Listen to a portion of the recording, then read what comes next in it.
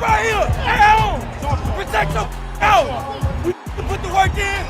Let's finish. Come on, man. Let's do this. Family up here. 1, 2, 3. Yeah. You see, we dream chase, because that's all we was given to start with. Then we realized the dream was obtainable. Now look at us.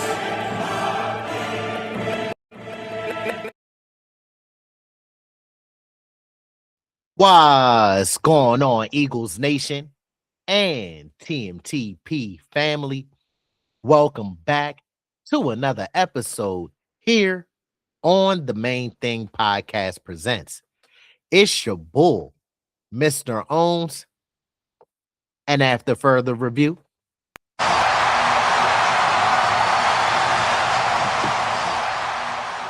the call stands. I'm still official with no stripes. Ladies and gentlemen, boys and girls of all ages, thank you again for tapping back in with the Main Thing Podcast Presents. Y'all know y'all are truly appreciated. Today, though, we're locked in with a midweek Eagles off-season update. Things are getting a little spicy. We're going to be covering everything from where the Eagles stand, a full deep dive on an offensive coordinator search, QB1 Jalen Hurts context, Arthur Juan K trade rumors with some clarity, roster movements, and everything that matters in between moving forward. All right. But before we take a deep dive into that, to our loyal supporters, thank you. Y'all know it's all love. The Main Thing Podcast Presents can't happen without the support from y'all. And to our new supporters, welcome to the community and our family. Let's continue to do our part for the community and our family. Please continue to like the videos. It does help with the visibility of the channel in the algorithm. Disrespect that comment section. Share and subscribe to the community and our content. And last but not least, make sure to turn on them noties and keep your ears and eyes peeled to the streets like your local neighborhood watch. So you don't miss when me and Big Hus drop this pressure on y'all. So look, let's tap right in. All right. So where do the Eagles currently stand right now? Let's not get this misconstrued. This is not a rebuild. This is a retooling, or better word usage, recalibration. The Eagles, they still do believe in their core. QB1 franchise quarterback Jalen Hurts, elite receivers in Arthur Juan K and Devontae Slim Reaper Smith, also all-pro running back Saquon Barkley, strong offensive line foundation, and the Birds have cap flexibility moving forward. But the Eagles do, in fact, realize and recognize that the offense did lose its structure and consistency under the helm of Kevin Patullo in 2025. And this is what this 2026 offseason is all about correcting. So what should the Eagles' offseason priorities be? They have to reestablish offensive identity. At our best, we win the line of scrimmage, we win in the trenches, and we run the football effectively. We have to hire the right OC, not the flashiest name and not the fastest. Make sure we do our due diligence in that search.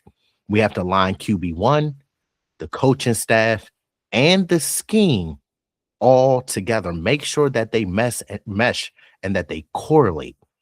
We also have to maintain competitiveness while planning ahead for the future. This is a thinking cap type of offseason, not a reactionary one. Now, with the OC search and why it's so complex, the Philadelphia Eagles entered the offseason with top-tier targets in mind, one being Mike McDaniel, former head coach of the Miami Dolphins, and also Brian Daboll, former head coach of the New York Giants. But can y'all guess? I'll give y'all a second. If you would guess that both options are off the board now, you are in fact correct. But whoa, whoa, whoa. That does not mean that the search has failed. It means that the Eagles are now in the realistic phase of the process. And this is where the context matters. Why this OC job may not be appealing to some coaches.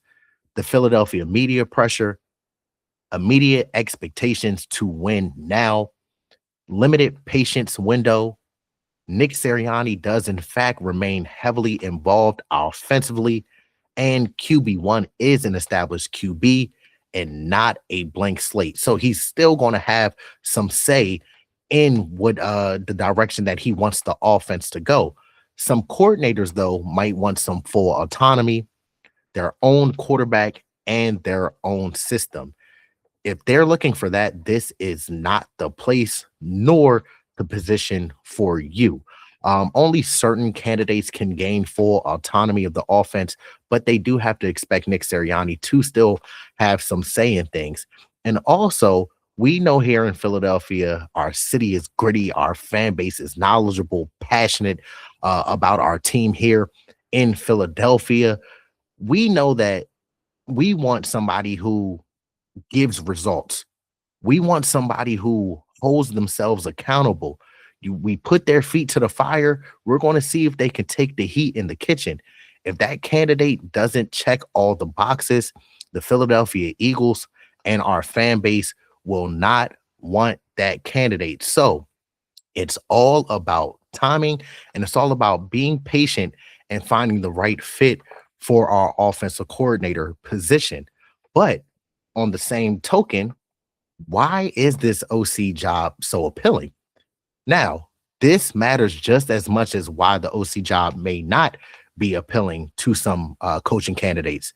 But the right coach that gets this job, he's going to get a quarterback that is entering his prime, still has the elite weapons in the aforementioned Arthur Juan K and Devontae Smith and Saquon Barkley, the strong offensive core and nucleus, the front office, Howie Roseman, Jeffrey Lurie, that is willing to invest. We see the Philadelphia Eagles had the highest payroll for offense in 2025. We're not scared. Scare money don't make no money. But then also it's massive visibility for this coach.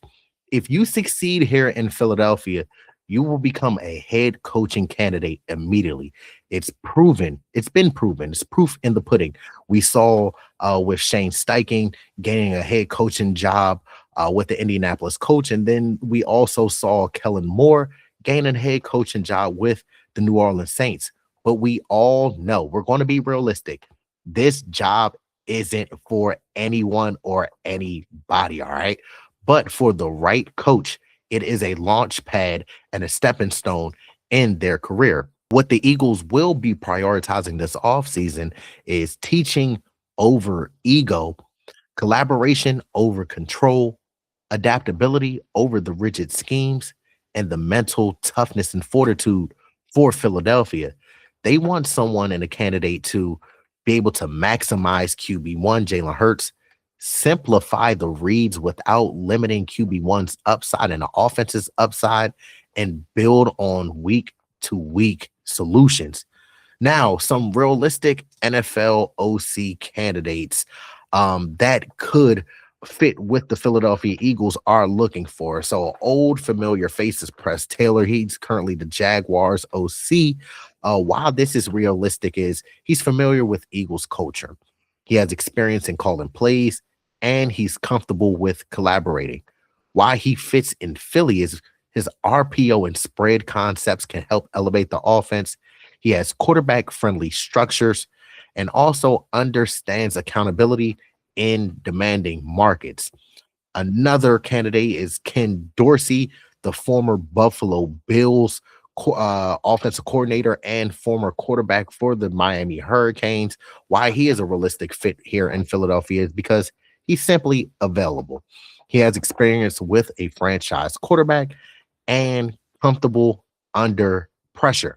While the Eagles would and should consider him, he has a vertical passing game experience, knows how to manage expectations, and strong game planning background. Again, I can't reiterate it enough. He was a former quarterback with the University of Miami, the Hurricanes, and did an exceptional job down there. So that is another thinking cap in the room that can help QB1 continue to elevate and reach his ceiling.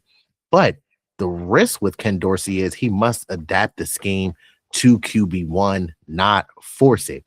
Frank Reich, he is the veteran option here. We're very, very familiar with Frank Reich being here on Doug Peterson's coaching staff. Why he is a realistic target option is also simply he's available as well. He left from his coaching duties at Stanford from this past season. He's familiar with the Eagles organization, and he is willing to collaborate at this stage of his career.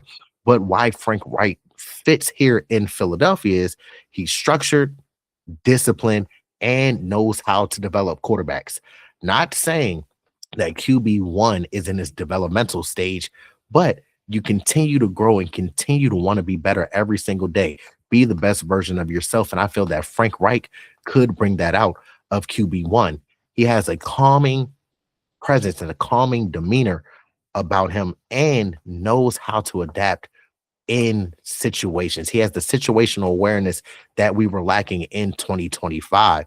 If we do get Frank Reich, that hire will signal and shout all about stability, not innovation.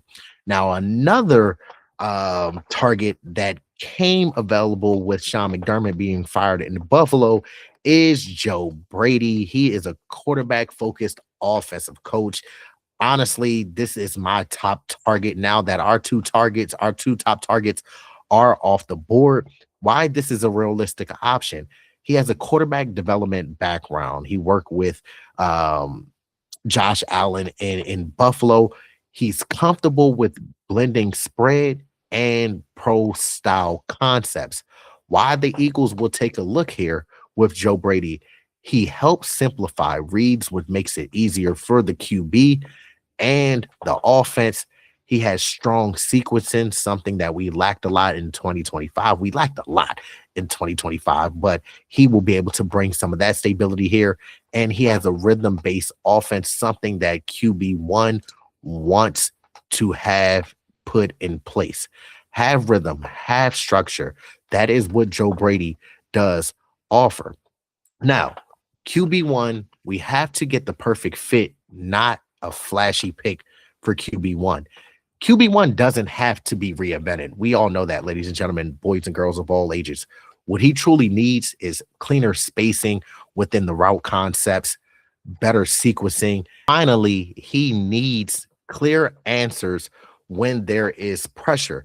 This offensive coordinator hire is all about maximization, not transformation. Let's get into these Arthur Juan K trade rumors. Yes, trading Arthur Juan K could save cap space for the Philadelphia Eagles. Yes, we know that teams will call about Arthur Juan K.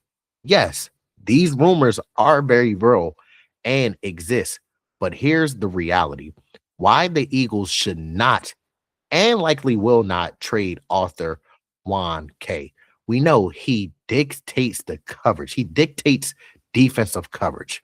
He unlocks the offense for everyone else. He and QB1 are directly connected, and he embodies the physical brand of ball that we like to play here in Philadelphia. The cap flexibility does not replace elite production. Unless something drastic does happen, Arthur Juan K is going to remain part of the solution and not be a problem. Now, some people have also been talking about another potential trade candidate is Tanner McKee.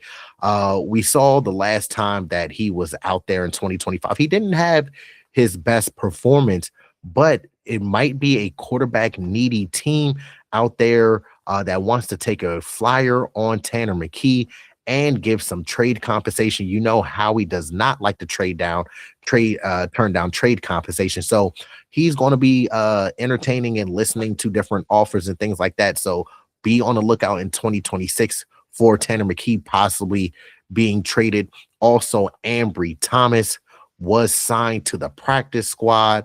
And finally, Jake Elliott, we know that he had a terrible 2025 season, but he's likely going to be retained due to his reliability, with him not being heavily injured, and also not many options available. So we're going to probably have to stick in there for another year or so with Jake Elliott. Some other news is Christian Parker is getting a lot of buzz and news around the NFL for a defensive coordinator position.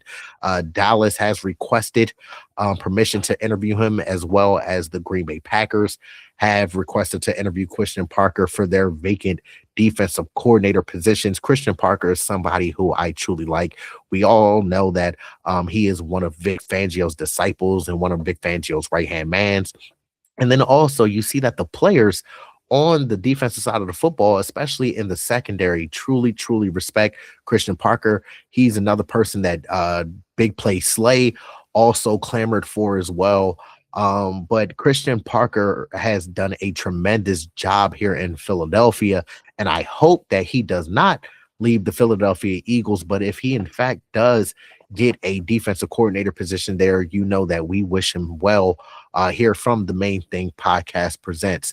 Also, Michael Clay has been retained. It was some rumors that he did interview with the Tampa Bay Buccaneers, but ultimately he came back to the good guys here in Philadelphia, so he will stay at the helm of the special teams unit. Okay, so family, this offseason is all about clarity, alignment, and patience.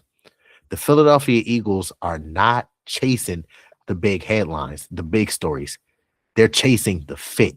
Okay, we got to trust the process, ignore the noise, and remember, the loudest hire isn't always the best one. I hope that you all been having a great week. Please be on a lookout for some more content that me and Big Huss are going to be putting out.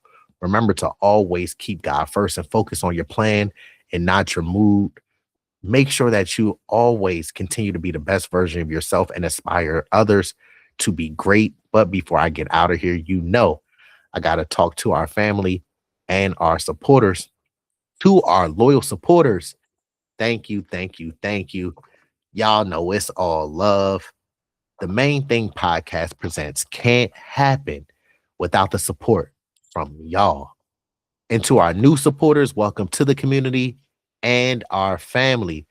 Let's continue to do our part for the community and our family. Please continue to like the videos. It does help with the visibility of the channel in the algorithm. Disrespect that comment section, share, and subscribe to the community and our content. And last but not least, don't forget to do this. Make sure to turn on that notification bell, also known as that Liberty Bell looking thingy, so you don't miss when Swoop comes out with the Eagles news and updates. But if y'all forgot who I am, don't worry about it. I'll remind you. I go by Mr. Owns, and this is the Main Thing Podcast presents, where we keep the main thing the main thing. Y'all already know it's always go Birds. It's always fly Eagles fly. We bleed green until we die. It